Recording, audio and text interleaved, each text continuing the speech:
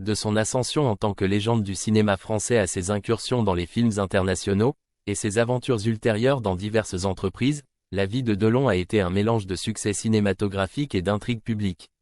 À travers tout cela, il a bravé de nombreux défis, et maintenant qu'il est vieux et en mauvaise santé, il est triste de voir son héritage être éclipsé par le poids de la controverse. Mais au milieu de tout cela, à 88 ans, Alain Delon a enfin avoué quel était l'amour de sa vie. Avant d'aborder ce sujet, jetons un coup d'œil à sa vie pour avoir un contexte. Le début de la vie captivante d'Alain Delon. Né en France, l'acteur Alain Fabien Maurice Marcel Delon est une figure imposante du cinéma, renommé pour ses contributions exceptionnelles en tant qu'acteur, chanteur, réalisateur et homme d'affaires. Le charme magnétique de Delon et sa présence saisissante à l'écran ont fait de lui une icône culturelle et cinématographique du XXe siècle, l'établissant comme l'un des acteurs européens les plus éminents des années 60, 70 et 80. Son attrait physique remarquable, souvent célébré comme l'un des plus captivants de l'histoire du cinéma, a été un élément déterminant de son héritage. La carrière de Delon est marquée par une série de performances notables qui lui ont valu une reconnaissance mondiale. Sa percée est survenue avec Plein Soleil en 1960 et Rocco et ses frères. Et le reste fait partie de l'histoire. En plus de sa carrière d'acteur, Delon s'est aventuré dans la musique, enregistrant le duo Parole avec la célèbre chanteuse Dalida. Sa carrière multifacette inclut également des réalisations dans les affaires, reflétant ses talents et intérêts divers.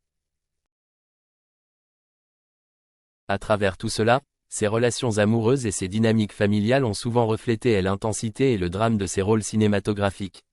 Actuellement, Delon est au centre d'une controverse très médiatisée impliquant ses enfants et sa partenaire de longue date, ce qui ajoute une autre couche à l'histoire déjà fascinante de sa vie. Mais tout a commencé de manière assez innocente. Delon a ouvert les yeux le 8 novembre 1935, dans la charmante banlieue de Sceaux, située juste à l'extérieur de Paris. Il a passé ses premières années dans une maison modeste de la rue Houdon, bien loin de la vie glamour qui allait plus tard le définir. Bien que sa famille fût modeste, la stabilité de la vie précoce de Delon fut perturbée en 1939 lorsque ses parents ont divorcé. Tous deux se sont remariés, menant à une structure familiale complexe avec 3 demi-frères du côté de son père et 2 du côté de sa mère. Delon a été placé dans une famille d'accueil. Cela lui a laissé une cicatrice émotionnelle durable. Après la mort de ses parents adoptifs, Delon a été réuni avec sa famille biologique, qui a pris la garde partagée de lui. Il a ensuite passé du temps avec son père et sa nouvelle famille à Les Lilas, et avec sa mère et sa seconde famille à Bourg-la-Reine. Ses parents l'ont inscrit au pensionnat catholique Saint-Nicolas d'Igny dans l'Essonne, malgré le lien étroit qu'il avait formé avec un autre élève, Gérard Salomé. Delon a eu des difficultés académiques et sociales, ce qui a conduit à plusieurs expulsions en raison de son comportement perturbateur. À l'âge de 14 ans, il était clair que l'école traditionnelle n'était pas faite pour lui. Sa mère, maintenant mariée à Paul Boulogne, un boucher local, lui a offert une place dans leur foyer. Cependant, Delon ne s'est jamais senti vraiment accepté dans cette nouvelle dynamique familiale. Pendant cette période, il est brièvement apparu dans un court-métrage muet, Le Rapt, réalisé par Olivier Bourguignon, un ami de son père. Il a également tenté de s'enfuir à Chicago avec un ami, mais la tentative a échoué et ils ont été arrêtés à Bordeaux. Face à un avenir incertain, il a rejoint la marine française à 17 ans pour accomplir son service militaire obligatoire. Son temps dans la marine a été tumultueux. Après une période initiale au centre de formation maritime de Pont-Réan, son engagement dans le conflit en Indochine française s'est terminé par des problèmes disciplinaires. Il a été surpris en train de voler du matériel. Par la suite, ses affectations à Saïgon et un épisode dramatique impliquant une Jeep volée ont conduit à son expulsion. La brève carrière militaire de Delon a façonné ses vues sur l'honneur et le patriotisme et a éveillé en lui une fascination pour les armes et la vie militaire. De retour en France en 1956, les relations de Delon avec ses parents sont restées tendues, et il s'est éloigné d'eux. Son jeune frère, Jean-François, a repris contact avec lui en 1961 après avoir vu une affiche de Rocco et ses frères. Initialement, Delon a pris ses quartiers à l'hôtel Regina et s'est engagé dans divers petits boulots, notamment comme docker et serveur de café. C'est à cette époque qu'il a rencontré la chanteuse Dalida, avec qui il a ensuite eu une relation amoureuse. De plus, son temps passé à Pigalle et Montmartre l'a exposé au milieu interlope, où il s'est mêlé à des voyous et des gigolos. Il a été protégé par une figure nommée Carlos et a été attiré par les valeurs de cet environnement, telles que l'honneur et le silence. Son apparence frappante et son charme lui ont valu l'attention des femmes et lui ont permis d'être soutenu par plusieurs escortes. À ce stade, l'avenir de Delon semblait se diriger vers une vie dans le milieu, mais le destin avait d'autres plans en réserve.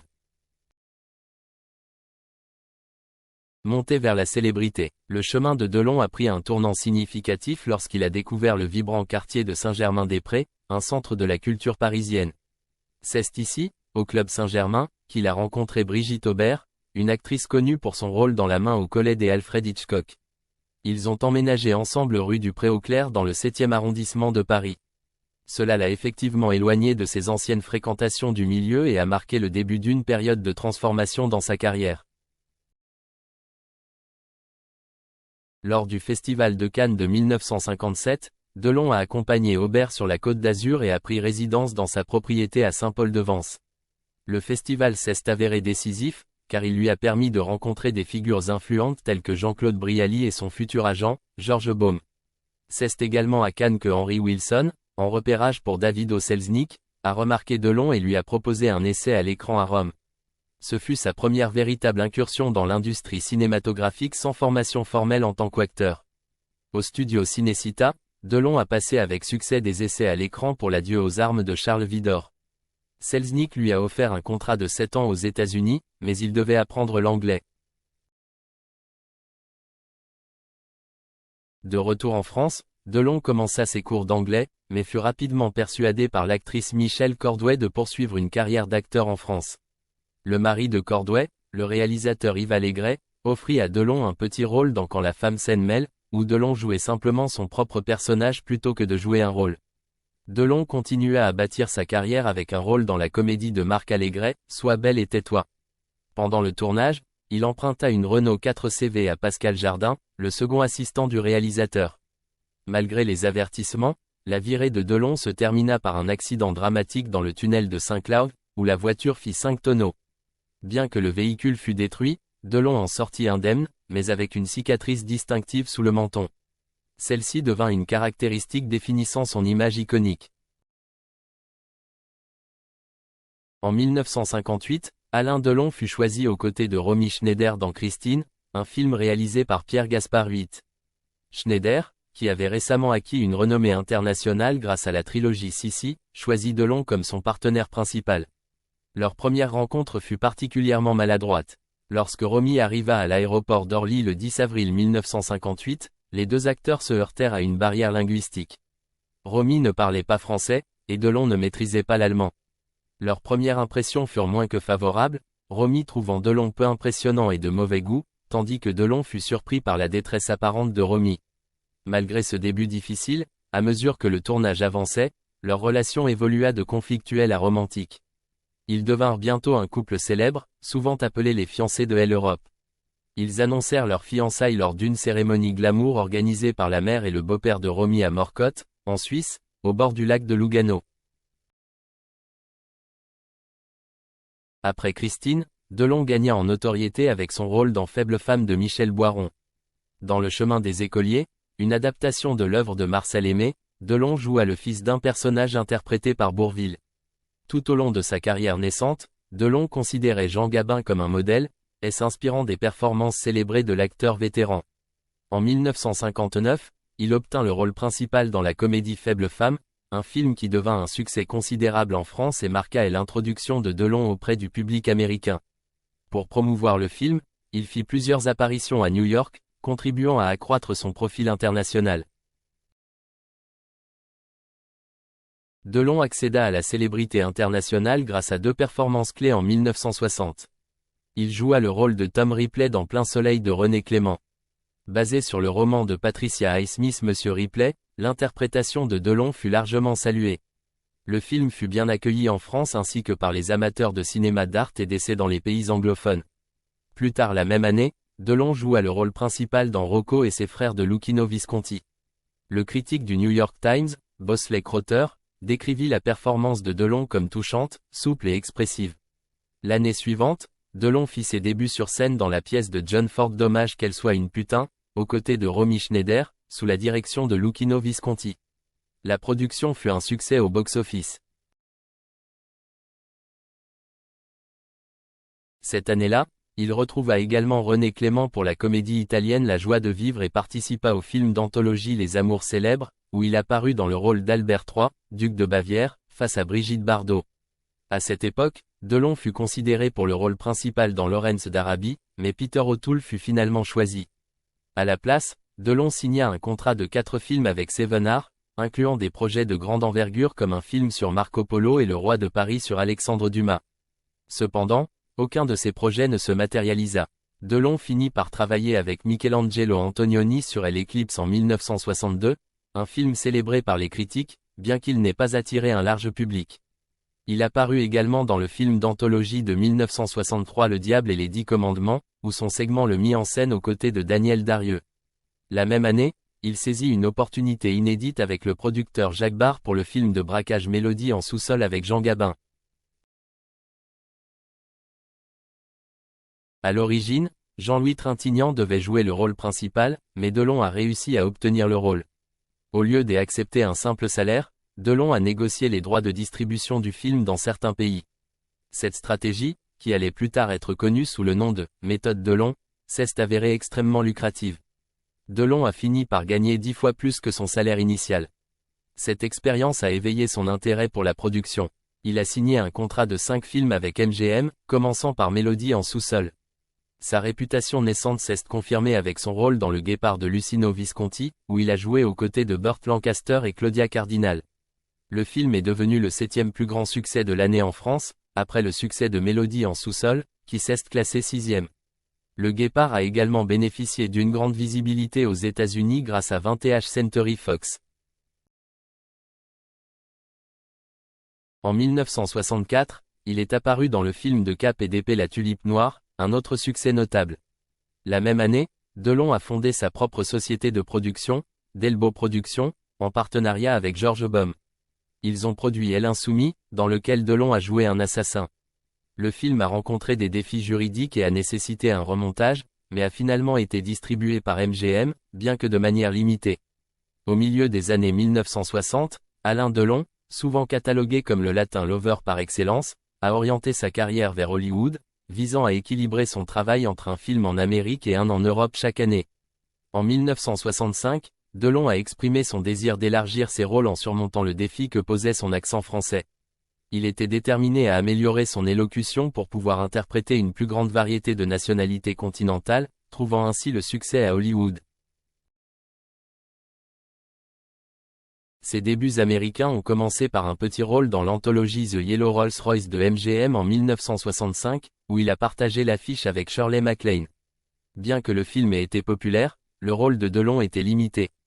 Par la suite, il a obtenu son premier rôle principal dans un film en anglais avec Onsasif, aux côtés d'Anne-Margaret. Ce film, basé sur un roman de Zekiel Marco, n'a pas rencontré le succès de ses œuvres précédentes. Il a ensuite signé un contrat de 3 films avec Columbia Pictures et a joué dans Lost Command en 1966, un film d'action à gros budget sur la Légion étrangère française, aux côtés d'Anthony Quinn et Claudia Cardinal. Delon est également apparu dans le western Texas Across the River avec Dean Martin. Sa participation à Paris brûle-t-il ? Réalisé par René Clément, l'a vu incarner Jacques Chaban-Delmas. Bien que le film ait connu un énorme succès en France, il a eu du mal à attirer le public américain. Malgré sa célébrité continue en France et au Japon, Delon a rencontré des difficultés significatives pour s'imposer durablement sur le marché américain. De retour en France après une série de films hollywoodiens, Alain Delon a joué dans Les Aventuriers en 1967, un succès notable en France qu'il a associé à Lino Ventura. Bien que salué en Europe, le film n'a pas eu de succès en Amérique du Nord. Par la suite, il s'est tourné vers la scène, jouant dans Les Eaux profondes, et a collaboré avec Jean-Pierre Melville sur le légendaire Le Samouraï, qui a solidifié son statut de figure emblématique du cinéma français. Son rôle d'amnésique dans Diaboliquement Vôtre de Julien Duvivier en 1968 a encore démontré sa polyvalence. Plus tard la même année, son segment dans l'anthologie Histoires extraordinaires, réalisé par Louis Malle et co-starring Brigitte Bardot, a été bien reçu, tout comme son aventure en anglais La motocyclette avec Marianne Faithfull, qui a connu un succès inattendu en Grande-Bretagne. Cependant, son plus grand succès français de cette période a été Adieu l'ami en 1968. Le film La piscine de 1969 a marqué une réunion notable avec Romy Schneider, avec qui il partageait un passé tumultueux. Malgré le mariage récent de Schneider et la persistance de Delon à raviver leur relation, l'intensité émotionnelle de leur passé a apporté une authenticité brute à leur alchimie à l'écran, contribuant au succès immense du film. Pendant le tournage de La piscine, Delon a été impliqué dans un scandale connu sous le nom de l'affaire Markovitch. Nous y reviendrons plus tard. Pour l'instant, recentrons-nous sur sa carrière. Delon est passé à une série de films de gangsters. Jeff en 1969, produit par sa propre société Adèle, a été suivi par Le Clan des Siciliens, un grand succès avec Lino Ventura et Jean Gabin. Le succès s'est poursuivi dans les années 70 avec Borsalino, un film populaire en Europe, co-starring Jean-Paul Belmondo. Malgré leur succès européen, ces films n'ont pas obtenu le succès attendu sur le marché américain. Au début des années 1970, Delon a fait des tentatives notables dans le cinéma anglophone et français. Il a joué dans L'assassinat de Trotsky de Joseph Losey en 1972, mais le film a été mal reçu. Cependant, Soleil Rouge, avec Charles Bronson et Toshiro Mifune, a été un succès commercial. En France, Delon est apparu aux côtés de Simone Signoret dans La Veuve Couderc et a de nouveau collaboré avec Jean-Pierre Melville sur Un flic. Ses projets de production incluent le drame romantique Le Passage et une série de thrillers comme Traitement de choc et Tony Artsenta. En 1973, Delon s'est lancé dans la musique avec Dalida, produisant le duo emblématique Parole, qui est devenu un tube incontournable en France. Ses ambitions hollywoodiennes l'ont vu jouer dans Scorpio en 1973 aux côtés de Burt Lancaster, mais ce ne fut qu'un succès modeste. De retour en France, il a travaillé sur Les Granges Brûlées et Crazy et a produit Deux hommes dans la ville. La suite Borsalino Co. a suivi, et Delon a poursuivi sa série de films criminels avec Les Seins de glace. Delon est retourné au genre du film de cap et d'épée avec Zorro en 1975 et a continué dans le genre du crime avec des films comme Le Gitan, Flick Story, Boomerang et Armageddon. Sa performance dans Monsieur Klein en 1976 lui a valu une nomination au César. La fin des années 1970 l'a vu se concentrer sur des thrillers criminels comme L'homme pressé, Mort d'un pourri, Le gang et Attention les enfants regardent. En 1979, malgré une diversification dans diverses entreprises, y compris la vente DH hélicoptères et la fabrication de meubles, Delon a tenté une autre percée à Hollywood avec Airport 79, The Concorde. Cependant, cela n'a pas eu le succès escompté. En passant aux années 1980 et 1990, Delon s'est aventuré dans un mélange de genres. Il a joué dans la production soviétique Téhéran 43, un départ de ses rôles habituels, et est revenu au film criminel avec Pour la peau d'un flic, Le choc aux côtés de Catherine Deneuve et Le battant. Son rôle dans Notre histoire de Bertrand Blier en 1984 lui a valu le César du meilleur acteur. Et il a interprété le baron de Charlus dans Un amour de Swann, une adaptation du roman de Marcel Proust, plus tard la même année. Delon a continué avec des thrillers, notamment Parole de flic, Le Passage, Ne réveillez pas un flic qui dort et Dancing Machine. Son apparition dans Nouvelle Vague de Jean-Luc Godard en 1990 a été remarquable pour son rôle double de jumeau. Le dernier grand rôle de Delon a été dans Une chance sur deux de Patrice Lecomte en 1998. Après avoir annoncé sa retraite en 1997, Delon a encore accepté occasionnellement des rôles post-retraite. En 1999, Delon a acquis la nationalité suisse et résidait à Chêne-Bougerie près de Genève, où est également basée la société gestionnaire de sa marque. Avec le début de la nouvelle décennie, Alain Delon a continué de marquer à la fois la télévision française et le cinéma. En 2001, il a joué dans le drame télévisé français Fabio Montale, incarnant un policier vieillissant dans son style signature qui a bien résonné avec le public et a marqué un grand succès. Il a tenté de reproduire ce succès en 2003 avec Franck Riva, un autre drame policier télévisé français qui, bien que réussi, n'a pas atteint les sommets de son prédécesseur. Delon a fait un retour notable sur grand écran en 2008, jouant Jules César dans le succès au box-office Astérix aux Jeux Olympiques aux côtés de Gérard Depardieu. Cette période l'a également vu prendre des rôles dans des téléfilms et sur la scène française. La même année, Delon a réalisé un téléfilm, Les Lettres d'amour, avec Anouk Aimée, basé sur une pièce de théâtre de A.R. Gurney. Ses rôles suivants incluent des apparitions dans le téléfilm de 2011 Une journée ordinaire, le film russe de 2012 Siemens Novim Godom, Mamie, où il a joué son propre rôle, et une apparition en tant qu'invité dans le film de 2019 Toute ressemblance. En avril 2019, à l'âge de 83 ans, Delon a sorti un nouveau single intitulé Je n'aimais que toi, composé par Rick Allison et Julia Paris. Cela faisait suite à ses succès musicaux antérieurs, notamment le hit international de 1973 Parole avec Dalida, ainsi que sa collaboration de 1983 avec Shirley Bassey sur So Tidy Ring You. La même année, Delon a été honoré d'une palme d'or d'honneur au Festival de Cannes pour sa longue carrière au cinéma. Cependant, la cérémonie de remise de prix a suscité une controverse en raison de remarques attribuées à Delon concernant les femmes. En entrant dans les années 2020, la santé de Delon est devenue un sujet de préoccupation après 2 AVC. Dans une interview en juillet 2021, il a révélé son intention de jouer dans un dernier film. Il a également participé à un programme spécial en septembre 2022, où il a interviewé le président ukrainien Volodymyr Zelensky et a exprimé son soutien à l'Ukraine au milieu du conflit en cours. En dehors de l'industrie cinématographique, il s'est lancé dans les courses de trot, acquérant des trotteurs, et a également joué un rôle actif dans la promotion de combats de boxe. L'esprit entrepreneurial de Delon s'est étendu à une gamme diversifiée de produits portant son nom, notamment des montres-bracelets, des vêtements, des lunettes, des parfums, des articles de papeterie, et même des cigarettes. Ces lunettes de soleil, en particulier, ont gagné une renommée internationale. Elles sont devenues particulièrement populaires à Hong Kong après que l'acteur Chow Yun-fat les a portées dans le film policier de 1986 Empire Better Tomorrow et ses suites. En 2009 et 2015, Christian Dior a utilisé des images d'un jeune Alain Delon, extraits de ses films emblématiques des années 1960 La piscine et Les aventuriers dans leur campagne publicitaire pour l'eau sauvage Cologne. Au-delà de ce succès et de cette célébrité, Alain Delon avait une autre vie. Jetons un coup d'œil à l'homme derrière la légende, sa vie personnelle et ses relations amoureuses. Le 20 mars 1959, Alain Delon s'est fiancé à l'actrice Romy Schneider, qu'il avait rencontrée lors du tournage du film Christine. Le couple a gagné les surnoms affectueux les amants magnifiques, les fiancés éternels, et les amants terribles en raison de leur romance passionnée et tumultueuse. Leur relation a été fortement scrutée par les médias, avec des paparazzis les suivant constamment. Malgré leur amour intense, la famille de Romy s'est opposée à leur union. La rupture du couple en 1964 n'a guère diminué la fascination du public pour leur histoire d'amour.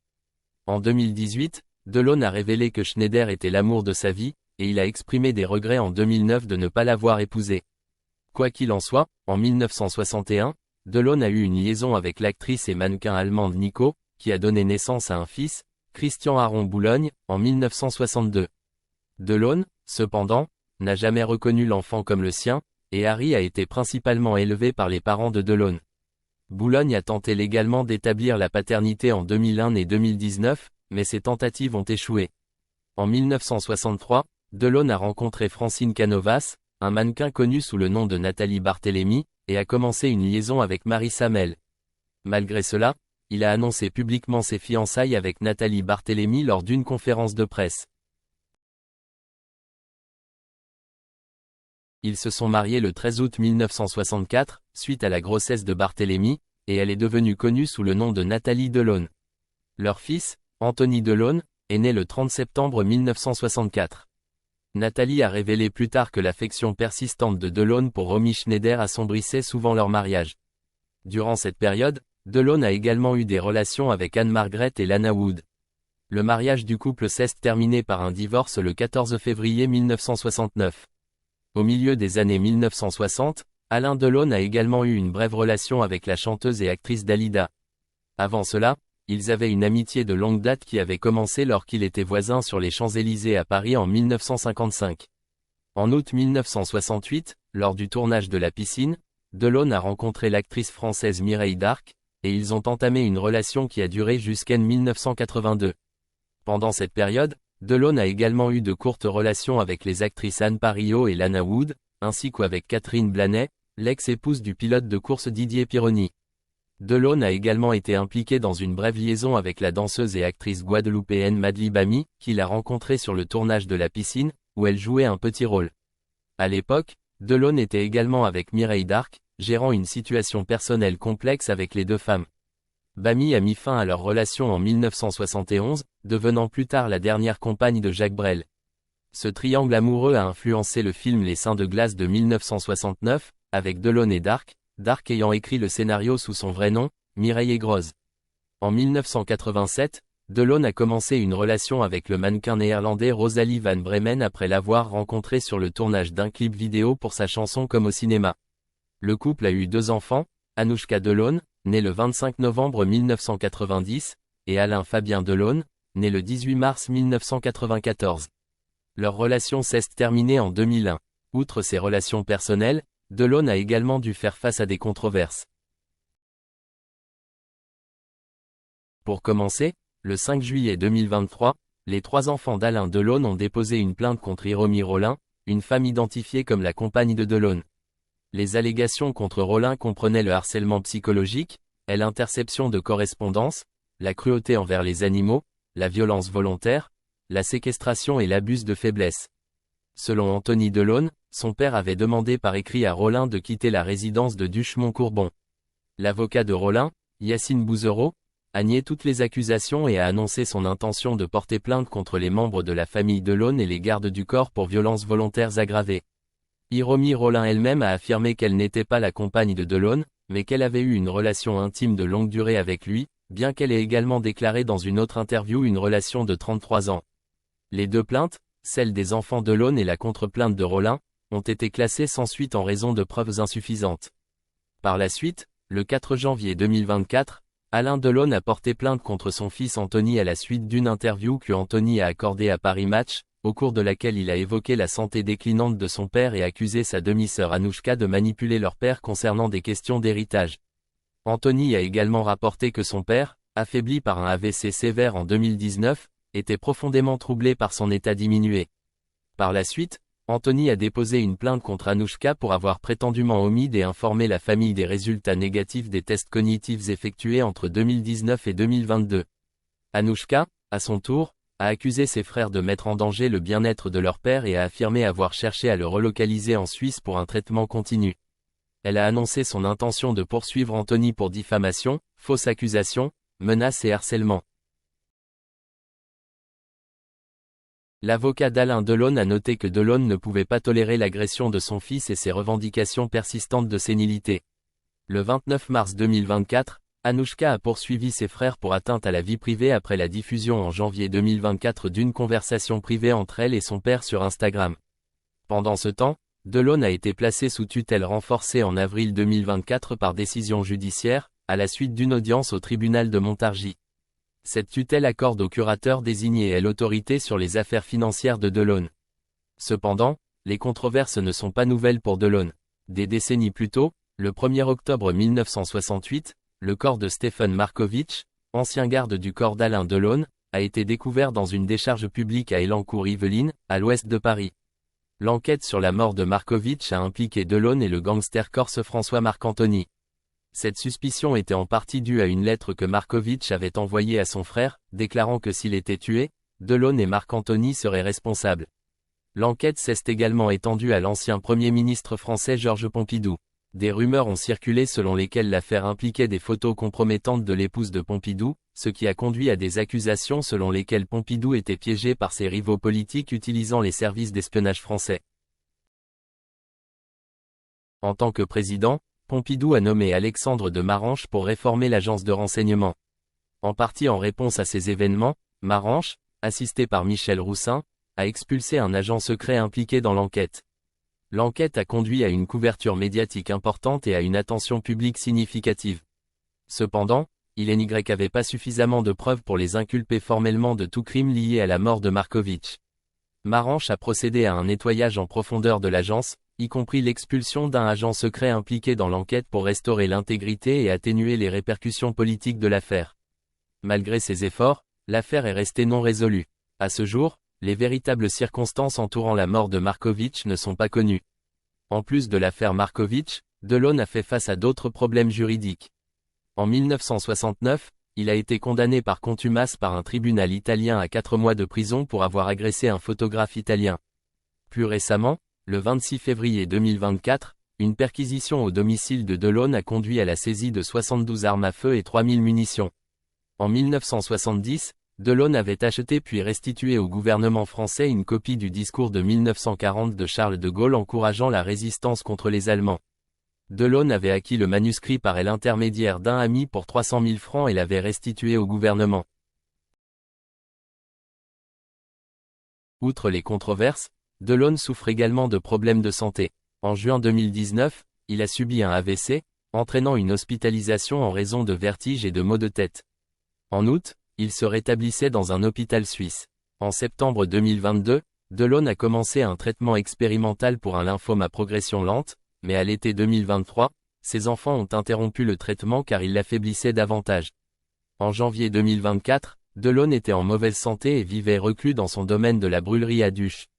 À ce jour, Alain Delon reste une icône du cinéma dont la carrière a été marquée à la fois par la reconnaissance et la controverse, illustrant que la célébrité s'accompagne souvent de défis personnels et publics complexes. Eh bien, c'est tout pour le moment. Merci d'avoir regardé. Si vous avez aimé cette vidéo, n'hésitez pas à aimer, à laisser un commentaire, et à vous abonner pour ne pas manquer nos nouvelles vidéos. De plus, ne manquez pas la vidéo que vous voyez à l'écran en ce moment. C'est vraiment